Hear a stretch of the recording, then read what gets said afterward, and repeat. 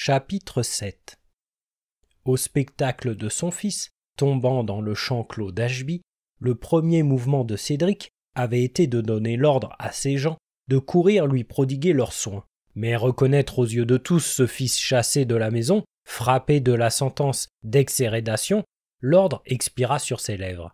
Il se borna à commander à Oswald de ne pas perdre Ivanhoe de vue et de le transporter à Ashby dès que la foule se serait dispersée.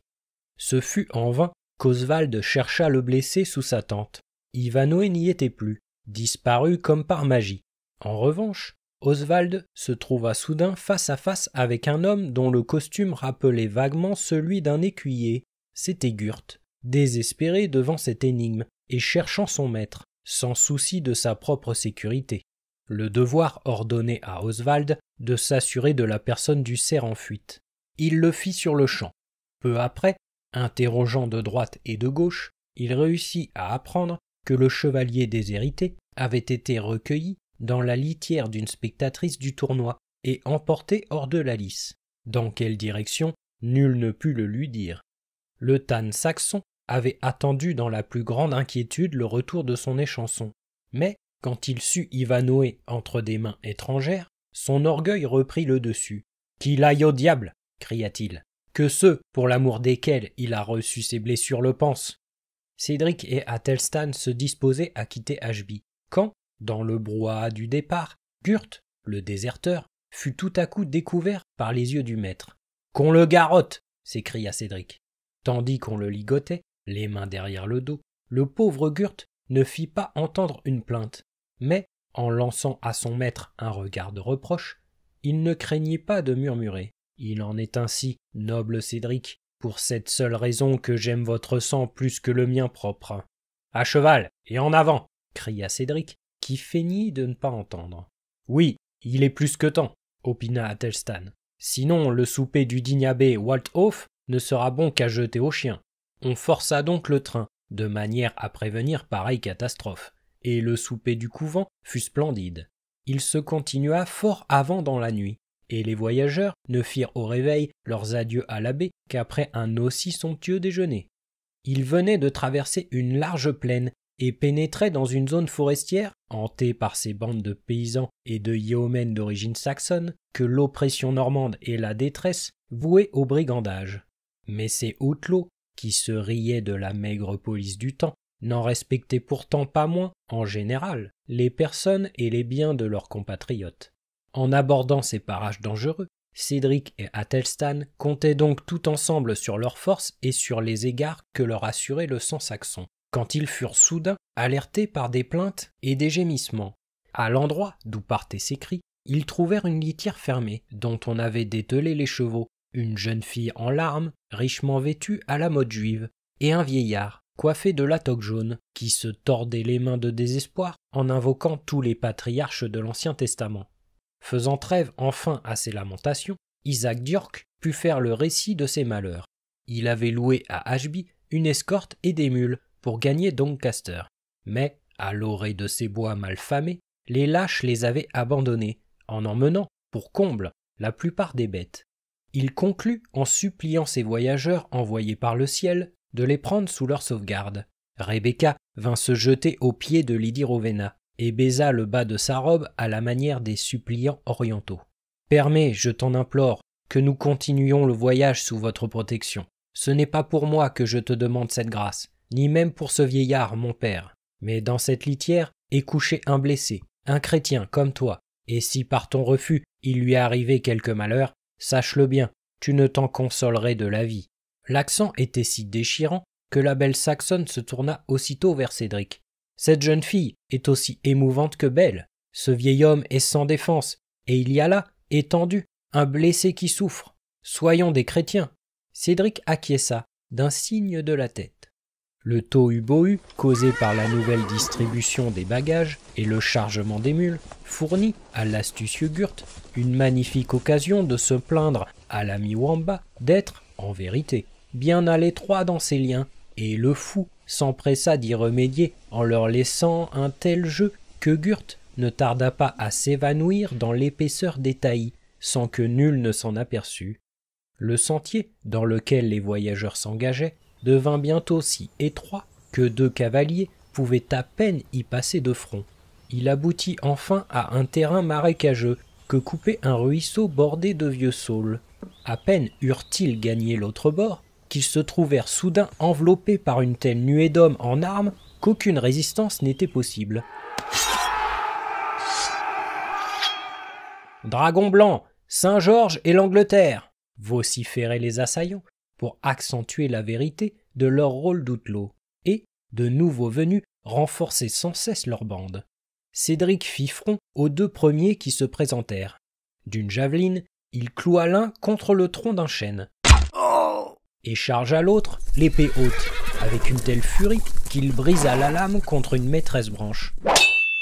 Mais, déjà, 3 hommes se jetaient sur lui et le renversaient de cheval. Quant à Athelstan, l'éternel indécis, il se demandait toujours s'il attaquerait sur la droite ou sur la gauche quand il fut fait prisonnier avant d'avoir eu le temps de se mettre en garde. Les 2 chefs saxons capturés, nul n'échappa, sauf Wamba, une fois encore plus malin que les gens sensés.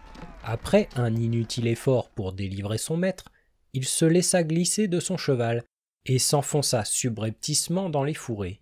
Une voix chuchota soudain à son oreille. « Wamba !» En même temps, un chien bondissait et lui prodiguait ses amitiés. Fang. « Est-ce toi, Gurt ?»« Oui. Que signifie ce charivari ?»« La banale aventure de chaque jour en forêt.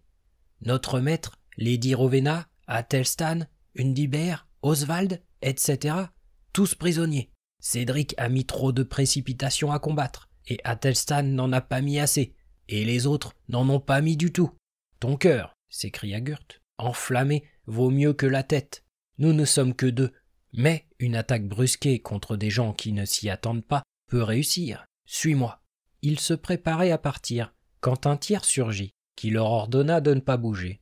À son costume et à ses armes, Wamba l'aurait pris pour l'un des outlaws qui venaient d'arrêter Cédric. Mais, à son riche baudrier et au corps qui s'y balançait, à son calme imposant, il reconnut dans l'ombre le glorieux vainqueur du prix de l'Arc, Locksley. « Que veut dire ce vacarme ?» demanda le survenant. « Et qui s'avise de faire des prisonniers dans ces bois ? Voyez leurs casaques. Sont-elles celles de tes garçons ou non ? 2 pois verts ne se ressemblent pas davantage. J'en aurai le cœur net. Attends ici. Oui, sur ta vie, n'en bouge pas avant mon retour. » Il déboucla son baudrier, détacha la plume qui flottait sur son bonnet et les confia à Wamba. Puis il tira un masque de sa poche, s'en couvrit le visage et s'éloigna. Il fut vite de retour. « Ami Gurt, dit-il, je les ai vus, je leur ai parlé, je les connais, et je sais où ils vont. Mais ils sont en nombre. Ce serait folie à 3 hommes de les attaquer. Il nous faut réunir des forces, et je sais où les trouver. Vous êtes tous 2, je crois, de fidèles serviteurs de Cédric. Venez.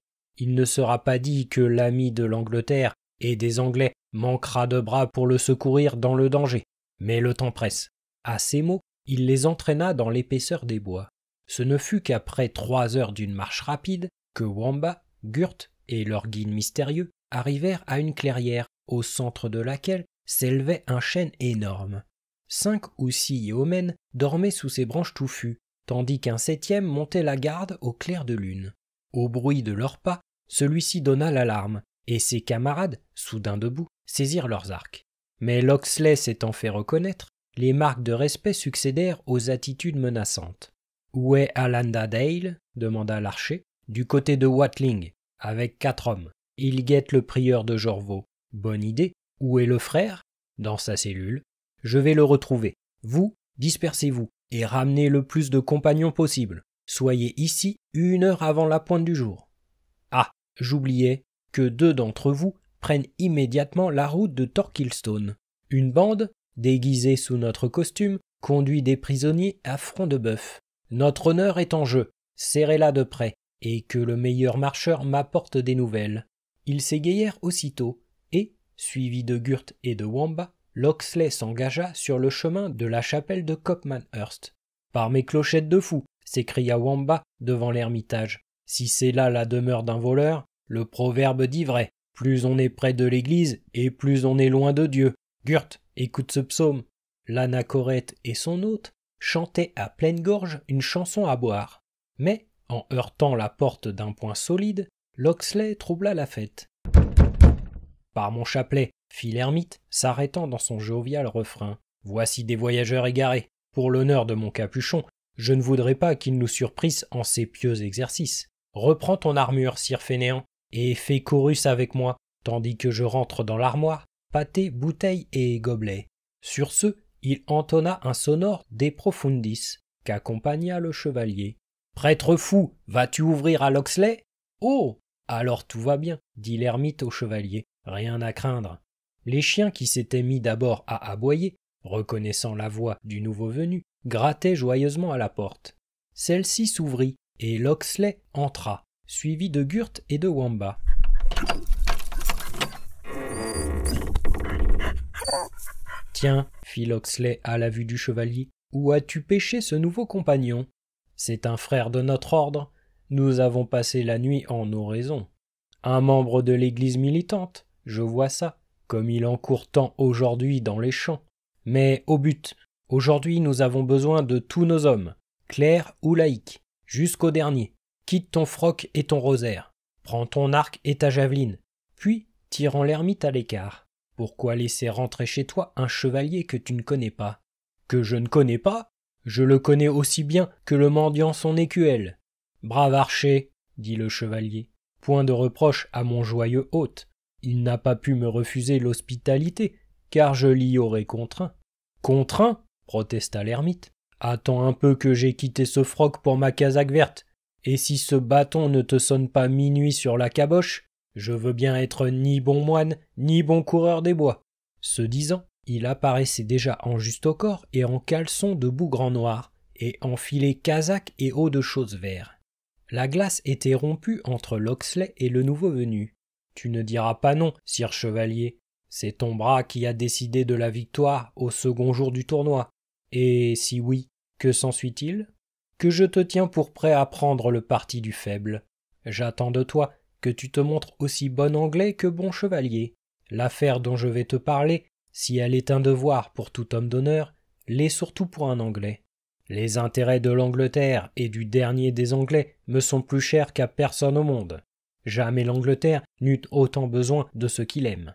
Écoute, une bande de coquins, ayant pris le costume d'hommes qui valent mieux qu'eux, viennent de s'emparer d'un noble Anglais, Cédric le Saxon, de sa pupille et de son ami Athelstan de Königsberg, et de toute leur suite. Ils les emmènent au château de Torquilstone.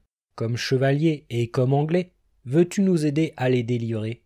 J'y suis tenu par mes vœux. Mais toi-même, qui es-tu ? Un homme sans nom, mais qui aime son pays. Contente-toi pour l'heure de cette réponse. Sache-le cependant, ma parole est aussi sacrée que si je portais des éperons d'or.